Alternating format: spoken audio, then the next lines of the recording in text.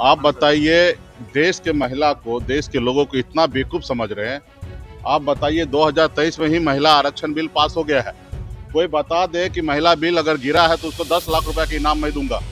आ जाए कोई साबित कर दे कि महिला आरक्षण बिल को विपक्ष ने विरोध किया और महिला आरक्षण बिल कोई गिरा दिया हो, तो बताइए हम 10 लाख रुपए के इनाम देंगे। देश में हर राज्य में उनकी सरकार बनना है, सिर्फ यही सुनिश्चित करना है। आप बताइए ना, बिहार में किस तरीके से एसआर करके 40,000 करोड़ रुपया सरकारी खजाना से निकाल के जनता में पैसा बांट के जैसे तैसे नीतीश जी के नाम पे बिहार में सरकार उन्होंने बना लिया। पहले से इनको पता था, जब माननीय मुख्यमंत्री नीतीश कुमार जी को, पूर्व मुख्यमंत्री नीतीश कुमार जी को राज्यसभा के लिए भेजा गया, ये 1 महीना पहले क्लियर हो चुका था।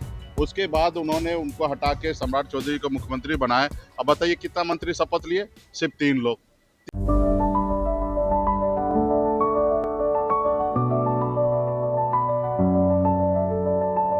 Goal the result fact. नमस्कार, आप देख रहे हैं न्यूज फॉर नेशन। मैं रंजीत कुमार। बिहार सरकार के पूर्व मंत्री मुकेश सहनी पटना आने के बाद जब पत्रकारों ने सवाल पूछा, पूरे विपक्ष ने महिला आरक्षण बिल को गिरा दिया। उन्होंने कहा कि जो भी साबित कर देगा कि महिला आरक्षण बिल विपक्ष ने गिराया, उन्हें 10 लाख का इनाम दूंगा।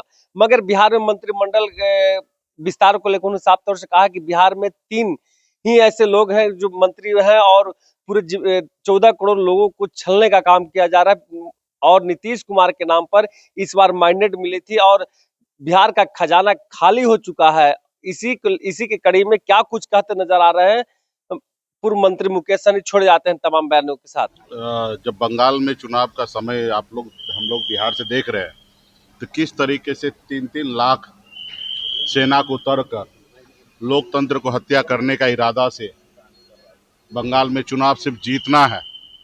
देश में कई हिस्सा में लोग परेशान हैं, मर रहे हैं। मणिपुर में जल रहे हैं लोग। वहाँ पे सरकार को, प्रधानमंत्री जी को नज़र नहीं जा रही है, लेकिन बंगाल को किसी भी हालत में कब्जा करना है। उस उद्देश्य से देश में अगर काम करेंगे तो ये सब चीज़ तो होना ही है। जब पक्ष है तो वहाँ पे विपक्ष है, एक्शन होगा तो वहाँ रिएक्शन होगा। तो वही चीज़ अगर आपको देखने के लिए मिल रहा है, कोई अलग नहीं है। जब देश के माई बाप जो कह सकते हैं, जिनके ऊपर एक कंधे पे बड़ी जवाबदेही है देश के प्रधानमंत्री जी पे, वो अगर जाके बंगाल में चुनाव के दौरान अगर वो भाषा सही प्रयोग नहीं करेंगे, चयन नहीं करेंगे और जो चीज़ नहीं बोलना चाहिए वो सारा चीज़ बोलेंगे, चुनाव को चुनाव के तरीके से नहीं देखेंगे, चुनाव को इस तरीके से देखेंगे जैसे मुगल आके देश को कब्जा किया, अंग्रेज आके देश को कब्जा किया। सिर्फ उनको राज करने का मकसद था। इस देश के लोगों से कोई लेना देना नहीं था। देश के लोगों पे राज करना था, देश के लोगों को गुलाम बनाना था। आज वही हालत है देश के प्रधानमंत्री नरेंद्र मोदी जी का, जो देश के लोगों का ध्यान नहीं देना है।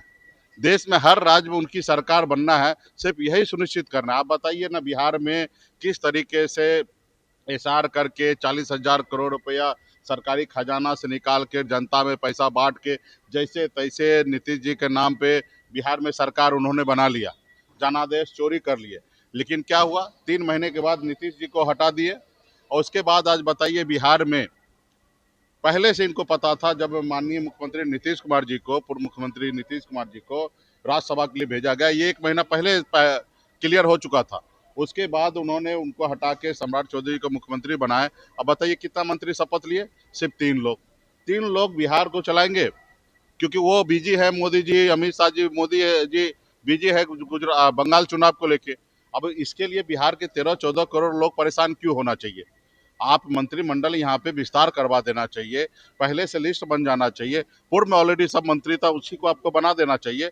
लेकिन बिहार के लोग परेशान हो रहा है। आज बताइए, कोई भी विभाग में कोई काम नहीं होता होगा, कोई भी डिसीजन नहीं होता रहेगा, क्योंकि उनको चुनाव जीतना था, सिर्फ जीत लिए।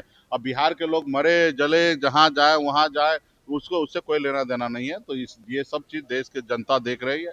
2029 में मोदी जी को दिल्ली से विदाई होना तय है। प्रधानमंत्री ने कहा है कि महिला आरक्षण का वही लोग विरोध कर रहे हैं जिनको सदन में महिलाओं से डर लगता है। आप बताइए, देश के महिला को, देश के लोगों को इतना बेवकूफ समझ रहे हैं।